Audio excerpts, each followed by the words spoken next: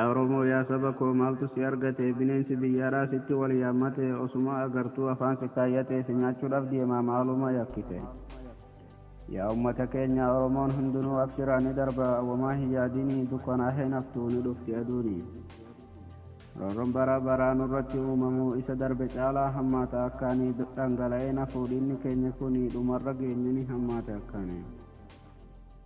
hayyuun oromoodhaa bakka taa'u dhabee mirga isaa himna mootummaan adabe isa kaan ajjeese isa kaan azabe qixaata duniyaa achitti garsiise tokko lamaa miti hayyuun biyya keenya kan akka Juwaarii hidhamuu dhageenya kan akka Hamzaa fi Leenca fakkii namaa hayyuun oromoodhaa lakkoofsan yoo hundumaa yaa Juwaar Mahammad Jawwee fakkii namaa jarrisi qabdullee siif jira rabbiin abdiin kiyya rabbii jettee biyya galte si mokkoraa jira rabbii si jaalate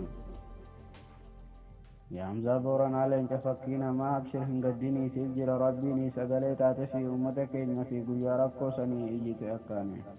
yaa Oromootii yaa obsi hin gaddinii ni darba cinqiin kun dhugaan falminaanii mirga abbaa biyyummaa dhattee gaafannaanii deebisiif didanii jarri hayawaanni zabana wayyaanee gaafa rakkoo sanuu akka ammaa kana mul'anne zulmiini ifatti mul'ate Oromoo jibbuuni jaalalaan barbaannu nu gahe iyyuuni